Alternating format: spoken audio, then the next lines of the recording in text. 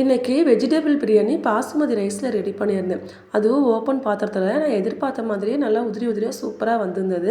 இதுக்கு first vegetables எல்லாத்தையும் cut பண்ணி ரெடியாக வச்சுட்டு அதுக்கப்புறமா தேவையான அளவு ஆயில் சேர்த்துட்டு பிரியாணி ஸ்பைசஸ் எல்லாத்தையுமே சேர்த்துட்டு 2 பெரிய சைஸ் வெங்காயம், பச்சை மிளகா, தக்காளி, இஞ்சி பூண்டு பேஸ்ட்டு, புதினா, கொத்தமல்லி இது எல்லாத்தையும் சேர்த்து நல்லா வதக்கிட்டு அதுக்கப்புறமா கட் பண்ணி வச்சிருந்து வெஜிடபிள்ஸ் சேர்த்து நல்லா கலந்து விட்டுக்கணும். இதெல்லாம் ஓரளவுக்கு வதங்கி வந்ததுக்கப்புறமா 2 ஸ்பூன் தயிர், 1 ஸ்பூன் மிளகாத்தூள், 1 ஸ்பூன் பிரியாணி மசாலா சேர்த்துட்டு நல்லா கலந்து விட்டுறணும்.